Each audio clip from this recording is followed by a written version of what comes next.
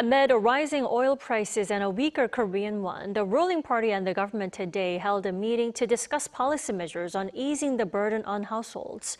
Our correspondent Ahn Sung-jin has the details.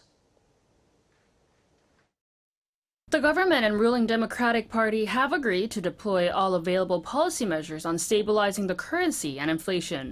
At a special committee meeting on responding to the economic impact of the Middle East situation on Wednesday, officials from key economic ministries, including the finance and trade ministries, monitor the impact of rising oil prices and a weaker won on consumer prices.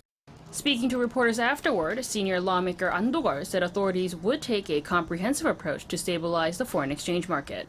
He stated that the government is considering extending a temporary exemption from the macroprudential stability levy, a move aimed at reducing dollar funding costs and boosting dollar liquidity in the market. The macroprudential stability levy requires financial institutions with foreign currency liabilities above a certain level to pay a fee. The government had introduced a 6-month exemption earlier in January. Officials also pledged to strengthen enforcement efforts against activities that could exacerbate exchange rate volatility, such as speculative trading. Meanwhile, to ease pressure on household budgets, the government is expected to announce emergency measures to lower some food import tariffs for the second half of the year.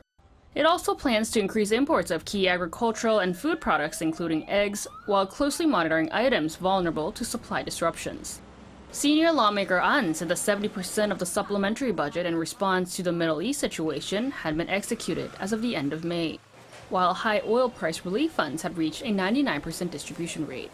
Special Committee Secretary Yoo Dong-soo added that crude oil and naphtha supplies remain stable, with more than 85% of crude oil secured for June and July compared to last year, emphasizing that there are no concerns over shortages of critical raw materials.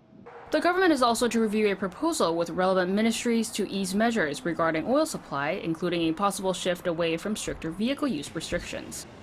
Ahn Sung-jin, Arirang News.